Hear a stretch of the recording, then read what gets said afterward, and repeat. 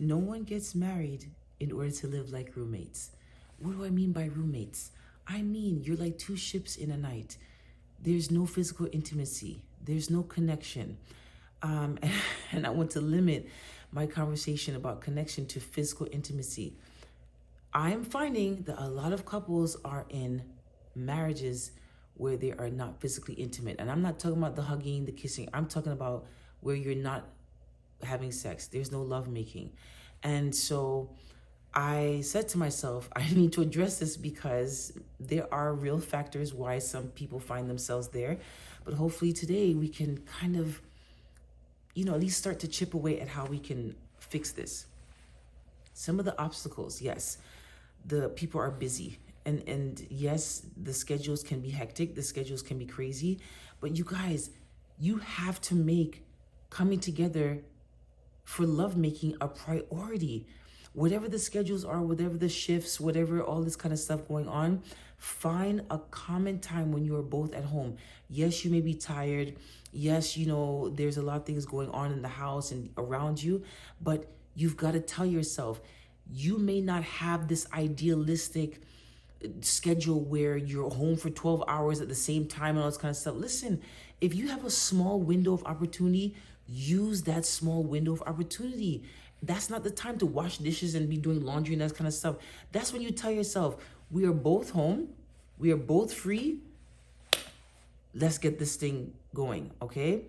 Another obstacle are children. Yes, there are times when young children can definitely be, that whole situation is definitely a whole thing, right?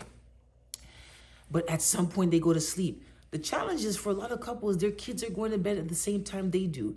When in the world is this supposed to happen? Get those children to bed. What did I say? Yes, get them to bed earlier. They should not be going to bed at the same time as you. You need to prioritize that time so that when they go to sleep, that's the time when you guys can get together. That's the time you guys are going to come together. But you can't do that if they're waking up the same time as you, going to bed the same time as you. You guys are always in each other's spaces, right? So we're trying to make love making, you guys, a priority in the relationship.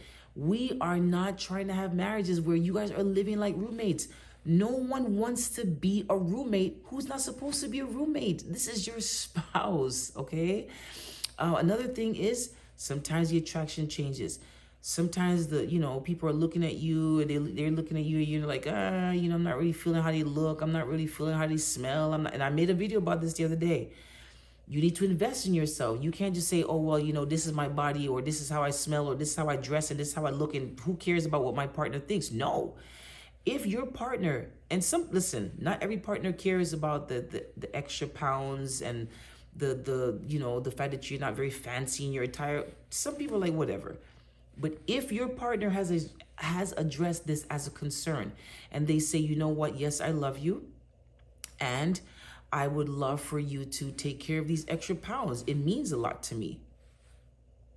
What do? Do you just say like, whatever, I don't care about what they think, For some people, the attraction is not about the physical stuff. It's about your attitude. It's about the fact that you're grouchy, you're grumpy. It's about the fact that you don't smile. It's about the fact that you're not helping around the house. That brings me to my next obstacle.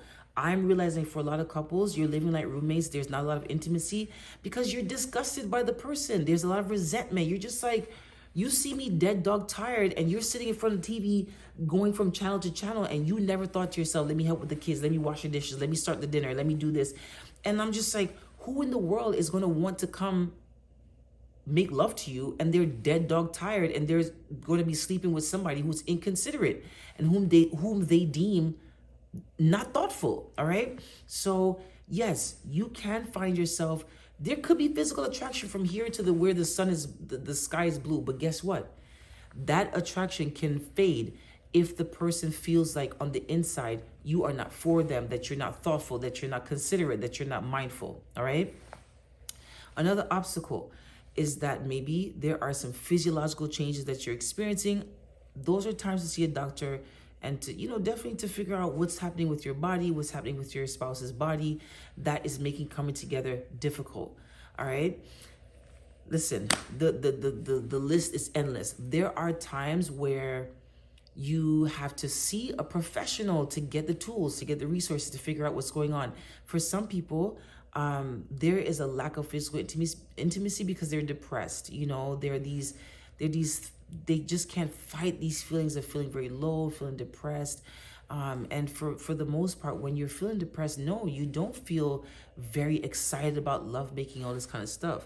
And so, you know, if that's the case and you're having a mental health challenge, then yeah, you know, it's a good time to take care of yourself and to make that a priority so that you can avail yourself to your spouse, and ultimately so that you can be the best version of yourself and feel the way you want to feel. Another obstacle is past hurts, you know, betrayal, you know, you just can't get over what the person did or what they said. And, you know, that is definitely a different conversation, because, you know, that means that healing needs to take place. And hopefully you are married to someone who is interested in your healing and is interested in coming alongside you and saying, what can I do to help you along this journey? Do we need to go see someone? You know, what kind of conversations do we need to have so that healing can take place, and that we can have a more active life? Ultimately, the common denominator in all these things is you've got to be intentional. I know that things are busy. I know that a lot goes on. I know that and guys, listen, no relationship is perfect. I was going to say no relationship is perfect. There's going to always be something that you're navigating, fixing, tweaking, praying about, you know, all these kind of things. But for a lot of your relationships, I'm telling you, if you made sex more of a priority and it happened more often, you will find that these little silly things that you guys argue about, these little dumb fights that you guys are having, they wouldn't even happen. You know why?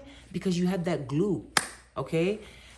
If you don't have that glue, it makes things a lot more unbearable. You're just like, yeah, whatever. There's nothing that even draws me to this person, and you're just quarreling about silly stuff, right?